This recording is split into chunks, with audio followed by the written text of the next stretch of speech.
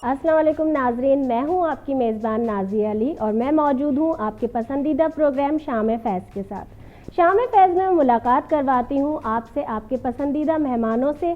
आज जो मेहमान शख्सियत मेरे साथ मौजूद हैं उनका तारुफ करवाऊंगी आपसे, और ख़ास तौर पर ये कहूँगी अगर सहाफ़त की दुनिया की बात की जाए, कराची के लिए बात की जाए, तो उनका नाम बहुत मारूफ़ है और वो सहाफ़त के लिए, अपने सहाफ़ी साथियों के लिए हमेशा आवाज़ उठाते रहते हैं।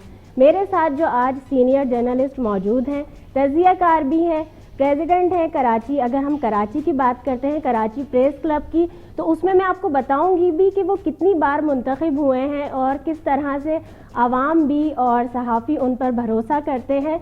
ब्यूरो चीफ भी हैं, एक निजी चैनल से मुंसलिक हैं काफ़ी टाइम से, और जो वो काम कर रहे हैं भलाई के लिए, नेकी के लिए। अभी जब कोविड आया उसमें भी वो खासा जो बेरोज़गार हमारे सहाफ़ी हैं उनके लिए बात करते रहे, आवाज़ उठाते रहे।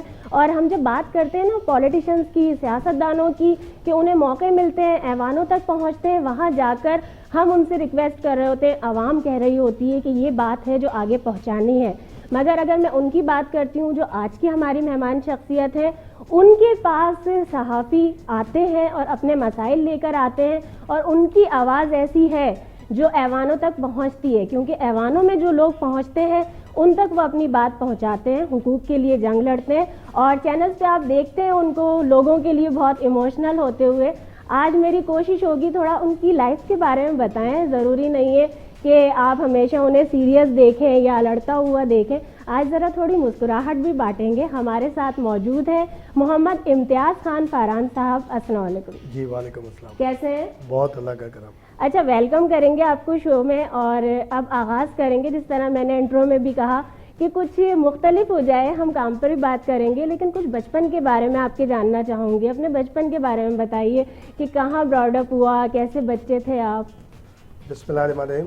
देखें, पहले तो मैं आपके जो शाम फैज़ के जो भी टीम है उसका शुक्रिया कि इसको एलोबरेट करें तो बहुत सारी चीज़ें, लेकिन सिर्फ अगर हम इसको कंपाइल ही रखें शाम फैज़, तो ये मेरे लिए एक एजाज़ है कि बहुत शुक्रिया शाम फैज़, क्योंकि फैज़ अहमद फैज़ साहब अगर हम उससे लिंक करें तो कराची प्रेस क्लब और उनका बहुत आपस में एक बहुत साथ रहा। अहमद फराज साहब के साथ तो मैं खुद बैठा हूँ इस कराची प्रेस क्लब में। हमारे सबीउद्दीन गौसी साहब उस वक्त हयात थे, मुजाहिद बरेलवी साहब माशाल्लाह अभी भी मौजूद हैं, और मिनहाज बरना साहब होते थे।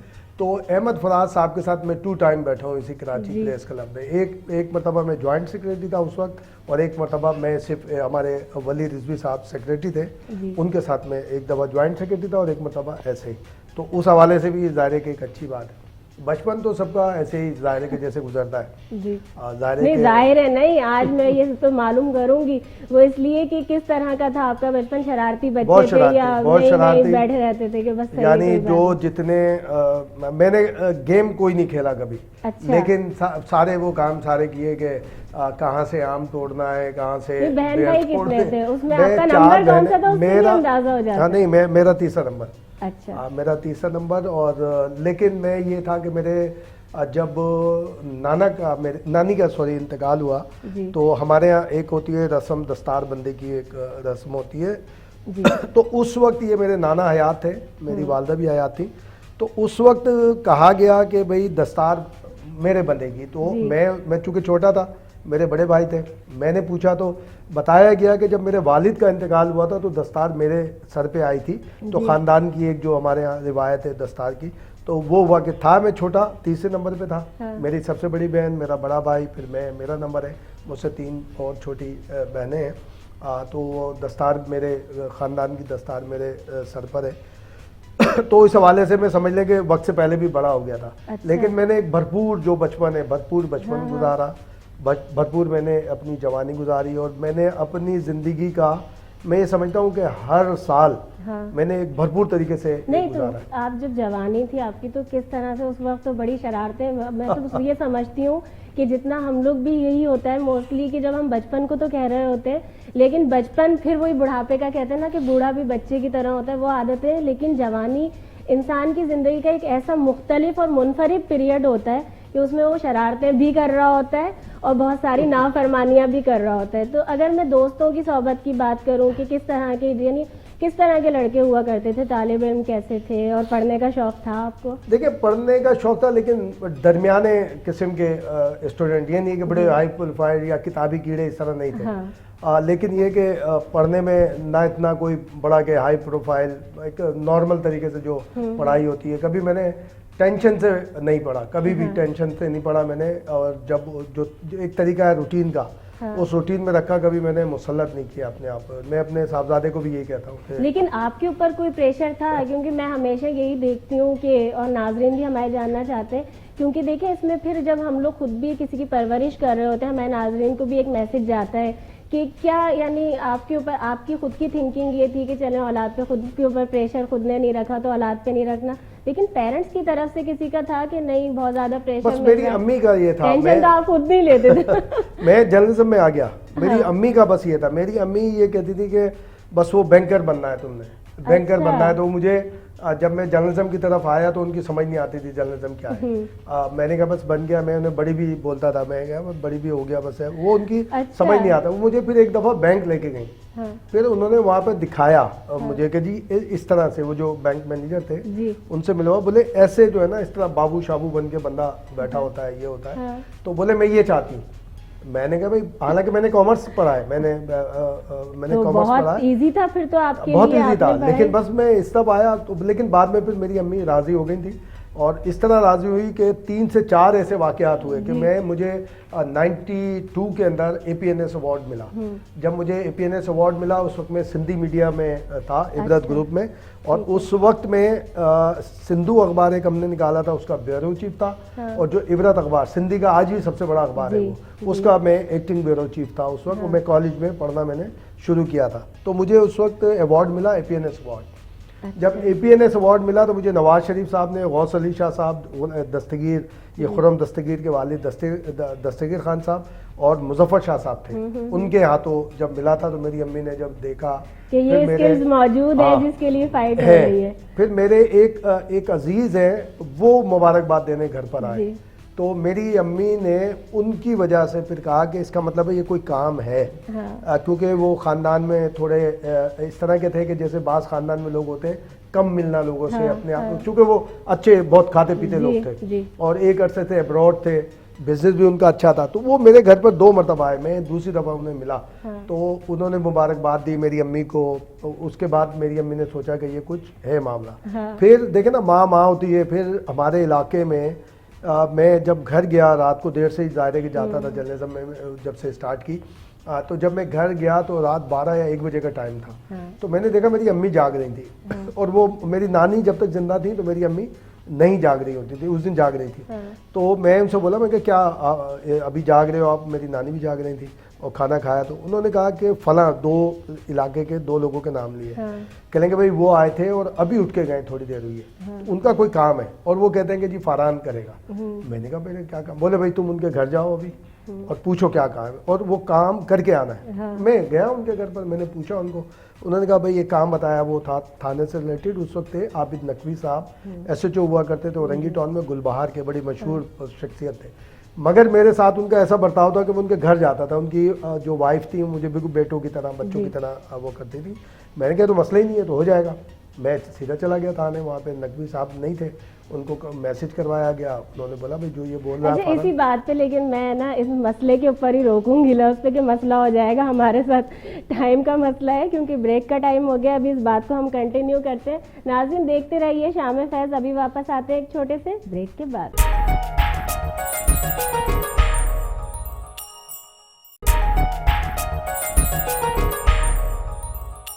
ویلکم بیک ناظرین, آپ دیکھ رہے ہیں شام فیض. اور بریک پہ جانے سے پہلے بڑی مزے کی باتیں ہو رہی تھیں, اور ذرا میں نے مسئلے کے اوپر جو مسئلہ بات کر رہے تھے فاران صاحب کے وہ حل کیا, اس کے اوپر میں نے انٹرپٹ کیا تھا. میں چاہوں گی وہیں سے بالکل وہ مسئلہ حل ہوا. اس کے بعد میری والدہ کی طرف سے پوری طرح اجازت مل گئی, اور میں سمجھتا ہوں اس کے بعد پھر میں نے بہت ترقی کی, اور آج تک اللہ کا شکر ہے میں ترقی کر رہا ہوں. اور کیونکہ میری والدہ نے اجازت دے دی تھی کہ بھائی اب تم یہی کرنا ہے, مجھے کوئی اس پہ اعتراض نہیں ہے. اس کی وجہ یہ بتائی انہوں نے کہ یہ وہ گھرانہ ہے کہ جب تم بہت چھوٹے تھے تو انہوں نے جس جگہ تمہیں یعنی کہ دھمکی دی تھی جس جگہ کی, تم نے اس کی پوری فیملی کو وہاں سے ریسکیو کیا ہے. تو اس کے بعد انہوں نے بولا کہ بس پھر میری طرف سے اجازت ہے, آپ جو چاہیں اس کو آپ کریں. تو اس کے بعد اللہ کا شکر ہے آج تک میں ترقی کر رہا ہوں اور بڑا ماں کی دعائیں کام آ رہی ہیں ساتھ میں. اچھا یہ ماں کی دعا ہو گئی, لیکن اگر میں شادی کی بات کروں کہ کس طرح سے ہوا, ارینج میرج تھی, لو میرج تھی, اور کس طرح سے آپ نے, کیونکہ دیکھیں جب فیلڈ کی ہم بات کرتے ہیں خاص طور پر, تو صحافت میں تو یہی ہے کوئی فکس ٹائم بھی نہیں ہے, کبھی کہیں جانا ہے تو وہ انڈرسٹینڈنگ کے ساتھ چیزیں چلتی رہیں یا اس میں کچھ ہوتی تھی دشواری کنوینس کرنے میں؟ دیکھیں میں اس کو کہتا ہوں ارینج لو میرج.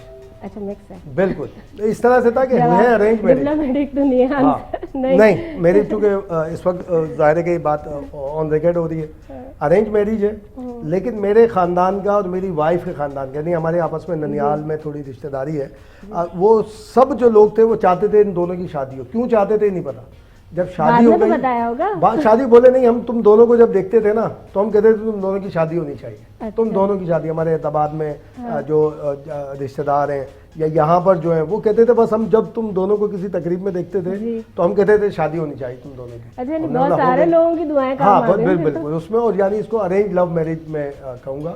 اور میں اس میں نے کافی سارا, اور یعنی کہ بہت اچھی ایک میں لائف گزار رہا ہوں اور گرم سرد کے ساتھ, اور ایسا نہیں ہے کہ ہم جو زندگی ہے. اچھا بچوں کے بارے میں بتائیں نا, کتنے بچے ہیں اور کوئی انٹرسٹڈ ہے آپ کی طرح صحافت میں آنے؟ ایک بیٹا ہے میرا ماشاءاللہ, اب وہ اے لیول میں ہے, وہ بننا تو انجینئر چاہتے ہیں, لیکن میں یہ سمجھتا ہوں کہیں نہ کہیں ہے, کیونکہ وہ ایف ایم کی ان کو فرمائش ہوتی ہے کہ جی ابو آپ ایف ایم پروگرام کرتے تھے تو مجھے ایف ایم پہ لے کے چلیں, وہاں پر بھی آئے میرے ساتھ, آفس میں بھی آئے. بننا تو ان کی جو ابھی تک گفتگو ہو تو سول انجینئر کی بات کر رہے ہیں, لیکن ظاہر کہ ایک ہوتا ہے معاملہ آگے بڑھ کے, تو کہیں نہ کہیں تو ہے ان میں کہ بھئی اس طرح. لیکن ہماری طرف, میری طرف سے یا میری وائف کی طرف سے کسی قسم کی کوئی اس کے اوپر کوئی پریشر نہیں ہے. جو بننا چاہے بنے, دولہا صرف ہم بنائیں گے اس کو, باقی اس کی مرضی جو چاہے. اچھا یہ بڑی مزیدار بات ہے, لیکن اس کے ساتھ ہی میں تو چاہوں گی کہ ظاہر سی بات ہے آپ نے اتنا ماشاءاللہ کام کیا اور کر رہے ہیں صحافیوں کے لیے, اور ہم ہمیشہ بات کرتے ہیں آزادی صحافت کے لیے, تو اس میں ذرا خاص طور پر اگر ہم بات کرتے ہیں تو آپ اس میں کراچی پریس کلب کے حوالے سے کچھ بتائیں, کیونکہ لوگوں کو معلوم نہیں ہوتا کہ کس طرح ہمارے یہاں ہر پورے ملک میں ہمارے جو اسٹرکچر ہے اور ڈفرینٹ سٹیز میں کراچی میں کس طرح سے کام ہو رہا ہے, تو اس کے بارے دیکھیں میں ایک تو تیزی سے یہ بتاؤں گا کہ کراچی پریس کلب متحدہ پاکستان کا, جب مشرقی پاکستان بھی ہمارے ساتھ تھا, اس کا پہلا پریس کلب ہے, یعنی 58 میں یہ قائم ہوا, اور ایم آر ڈی کی تحریک یہاں پر چلی, اور بیگم کلثوم نواز نے سندھ میں تحریک کا آغاز یہاں سے کیا. حبیب جالک کی جو نظم ہے, میں نہیں مانتا اسے دستور کو, سب سے پہلے یہاں کے بیک گراؤنڈ, یہاں پر بیک یارڈ میں پڑھی گئی. فیض احمد فیض, عمران خان سمیت یہاں پر ستار ایدی, بینظیر بھٹو صاحبہ, بلاول بھٹو, عمران خان, جاوید میاداد, یوسف خان, یہ فیض احمد فیض, حبیب جالب صاحب, یہ بڑی بڑی پرسنالٹی یہاں کی لائف ممبر ہیں. اور ڈاکٹر عبدالسلام جو پاکستان کے پہلے وہ جو نوبل پرائز جن کو ملا تھا, میں اس بارے میں چیلنج کر سکتا ہوں کہ پاکستان کے کسی کلب کے ممبر نہیں ہیں, وہ صرف واحد اگر کوئی کلب ہے تو پاکستان کا کراچی پریس کلب. آپ ہی تو آپ نے کر دی پریس کلب کی بات نا, پھر یہ دیکھیں انصاف تو ہمیں یعنی ان کے بھی اس سے کرنا چاہیے, انہوں نے ہمیشہ اپنے کام کو ہی ترجیح دی ہے. لیکن آج میں اچیومنٹس پہ آپ کی بات کروں گی نا, اپنی اچیومنٹس بتائیے, کس طرح صحافیوں نے, لوگوں نے آپ پر بھروسہ کیا اور اسٹیپ بائی اسٹیپ, کیونکہ ماشاءاللہ سے اگر میں اس میں پریزیڈنٹ کی بات کروں تو وہ یہ صرف ابھی کی بات نہیں ہے, تو اس میں لوگوں کو بتائیے نا کون کون سے عہدوں پر آپ رہے, کتنے ٹائم. میں 3 مرتبہ جوائنٹ سیکرٹری رہا کراچی پریس کلب میں, 3 مرتبہ میں جوائنٹ سیکرٹری رہا, 2 مرتبہ سیکرٹری رہا, اور یہ 6 ٹائم میں 6 مرتبہ پریزیڈنٹ رہا ہوں اس مرتبہ 2020 میں. اور ظاہر ہے کہ دوستوں کی مہربانی ہے کہ اس میں کہ وہ مجھے کامیاب کر رہے ہیں. اب اس میں خدمت کہہ لیں یا محبت کہہ لیں, میں تو محبت زیادہ کہتا ہوں, کیونکہ خدمت تو ہر کوئی کر سکتا ہے. محبت ہے کہ جو مجھے ایسے الیکٹ کرتے ہیں, اور ظاہر ہے اور ہم کوشش کرتے ہیں کہ ان کے جو رائٹس ہیں اس کے لیے اب اسٹرگل کریں, آگے بڑھائیں. خاص طور پہ جو صحافت کو اس دور میں جو ابھی 2018 کے بعد جو پرابلم ہو رہی ہے, میں نے لائف میں ایسے نہیں دیکھی.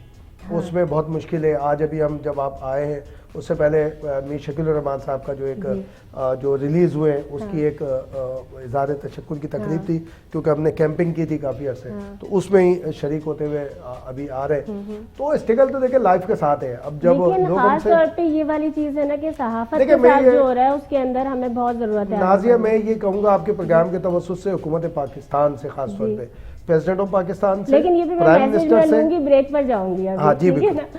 ناظرین دیکھتے رہیے شام فیض. ابھی واپس آتے ہیں ایک چھوٹے سے بریک کے بعد.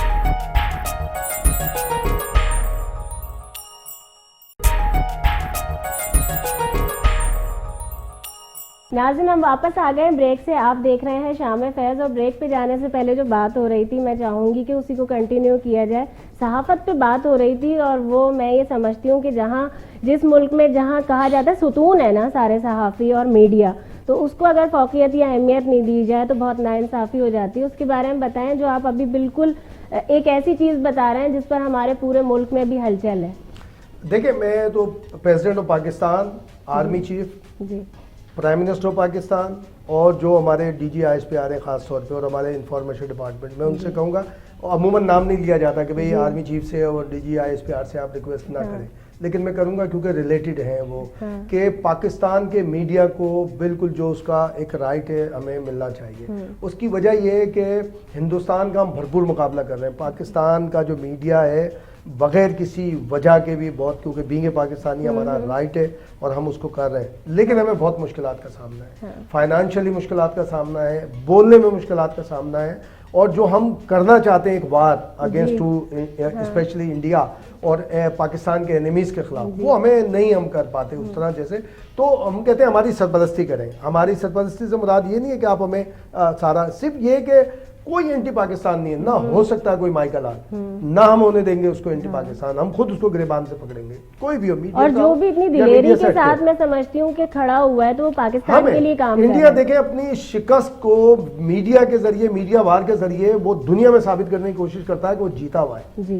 ہم اس کو مقابلہ ہمیں کرنے کے لیے ہمیں آپ سرپرستی چاہیے، جیسے ہندوستان اپنے میڈیا کی، ایون یہ کہ وہ ٹک ٹاک کی سرپرستی کر رہا ہے، ہم نہیں کر رہے. اب اس کے اوپر ڈیبیٹ ہو سکتی ہے، میں ڈیبیٹ میں نہیں جانا چاہ رہا، میں صرف ریکویسٹ میں جانا چاہ رہا ہوں، اپیل میں جانا چاہ رہا ہوں کہ ہمیں سرپرستی کریں. بالکل جس طرح سے سکھ انڈسٹری کو پاؤں پہ کھڑا کیا جاتا ہے، بہت سارے وابڈا ہے، اسٹیل مل ہے، پی آئی اے ہے، آپ 80-90 ارب روپے سال کے دیتے ہیں، ہمیں 15 سے 20 ارب روپے کا انجیکشن کی ضرورت ہے. وہ بھی آپ کو ریکور ہو جائیں گے. آپ کمپین چلائیں ہیلتھ اویئرنیس کی، آپ کمپین چلائیں ٹورزم کی، آپ کمپین چلائیں اور جو ڈیولپمنٹ کے ایشوز کی، ایجوکیشن اویئرنیس کی چلائیں. اس سے ایک تو پروموٹ ہوگا میڈیا، اسپانسرشپ اس کو ملے گی، اور پھر وہ مضبوطی کے ساتھ آگے لڑے گا. اس وقت بڑی پرابلم ہے، اور پھر ہم آپ کو وہ جنگ لڑ کے دکھائیں گے کہ جو انڈیا کے تصور میں بھی نہیں ہوگی. ہم ابھی بھی لڑ رہے ہیں ابھی اس کے اوپر، لیکن یہ میری بالکل پرسنل ریکویسٹ ہے. نہیں، یہ انشاءاللہ ہمارے چینل کے ذریعے سے پہنچے گی بھی. اور میں اگر میسج کی اب اختتام کی طرف پروگرام جا رہا ہے، میں بات کروں گی چینل کے لیے، تو ویسے تو انہوں نے آغاز میں ہی بڑا ادھم مچایا ہے، خاص طور پہ جسے کہا جاتا ہے نا دھوم دھام کے ساتھ، بہت اچھا کہا ہے. لیکن میں چاہوں گی کہ کوئی اور آپ میسج دینا چاہیں یوتھ. دیکھیں میں فیض نیٹ ورک کے حوالے سے اس لیے نہیں کہ آپ میرا انٹرویو کر رہے ہیں، اس لیے بھی کہ جب کوئی اس قسم کا کوئی اسٹیشن یا کوئی آفس اوپن ہوتا ہے، کھلتا ہے، کام کرتا ہے، تو سینکڑوں لوگوں کو ملازمت ملتی ہے. اور ملازمت دینا اللہ کا کام ہے. یہ اللہ سے آپ دوستی کرتا ہے، جو بھی ادارہ کھولتا ہے وہ اللہ سے. میں حکومت کو اسی لیے کہتا ہوں کہ جو ہمیں فائر کیا جا رہا ہے، نکالا جا رہا ہے، اللہ سے جنگ کر رہے ہو آپ، اور اللہ سے جو جنگ کرتا ہے وہ شکست کھاتا ہے، اور بدترین شکست کھاتا ہے. تو آپ ایسا کام چھوڑ دیں جس میں لوگوں کے پیٹ پہ لات پڑ رہی ہو، ان کی عزت پہ لات پڑ رہی ہو. تو فیض نیٹ ورک ظاہر ہے کہ آیا ہے، ہم تو اس کو بالکل یقین دلاتے ہیں، ہم بھی ان سے جو کوآپریٹ ہوا ہم کریں گے. اور لیکن اس سے لوگوں کا ایک روزگار بندھا ہے، جب روزگار بنتا ہے تو ان کی قسمت بھی اس ادارے سے جڑ جاتی ہے. تو میں یہ سمجھتا ہوں کہ اگر توجہ دی جائے گی اسٹاف کے اوپر تو ادارہ بھی بہت زیادہ ترقی کرے گا. میرا ذاتی تجربہ ہے. تھینک یو سو مچ فرحان بھائی، یہ میری اور میری ٹیم کی طرف سے آپ کے لیے ہے. فیض نیٹ ورک کا بہت اور شکریہ. یہ ایک اور گفٹ ہے ہماری طرف سے، میری اور میری ٹیم کی طرف سے آپ کے لیے. بہت شکریہ جناب، یہ تو آج زبردست ہو گیا. یہ ہماری اور ہمارے چینل کی آپ کو یاد بھی دلاتا رہے گا. اور ایک یہ گفٹ جب ناظرین میں دکھاؤں گی نا تو آپ ان کا ذرا چہرہ بھی دیکھیے گا. خوشی سے چوائس میری تھی اور ان کو میں بڑا دیکھتی رہتی ہوں، ان کے ایموشنز جڑے ہوئے ہیں اجرک کے ساتھ. تو یہ میری ٹیم کی طرف سے شام فیض کی طرف سے آپ کے لیے جی بہت شکریہ. دیکھیں اس کی وجہ ایک یہ بھی ہے کہ ایک ہمارے اگر ہم دیکھیں خاندانی طور پہ جڑے ہوئے ہیں شکارپور سندھ سے, راجستھان وایا راجستھان, تو اب میں یہ کہتا ہوں کہ میں شکارپور سندھ کا ایک سندھی پٹھان ہوں, تو اس لیے میں وہاں سے جڑا ہوا ہوں. تو یہ پھر ہمارے چینل کی طرف سے محبتوں بھرا تحفہ ہوا نا بہت, اور دیکھیں ان کو جانتے ہوئے تھینک یو سو مچ. اور ناظرین آپ بھی سب جب دیکھتے ہیں ہم بات کرتے ہیں محمد امتیاز خان فرحان صاحب کی, تو اجرت کے ساتھ خاصا ان کا لگاؤ دکھائی دیتا ہے, اور ہمارے چینل کی طرف سے یہ جو تحفہ ہے یہ ہماری یاد ان کو ہمیشہ دلاتا رہے گا. اپنی میزبان نازیہ علی کو دیجیے اجازت, پھر ملاقات ہوگی شام فیض میں ایک خوبصورت شخصیت اور آپ کے پسندیدہ مہمان کے ساتھ. اللہ حافظ. پاکستان زندہ باد.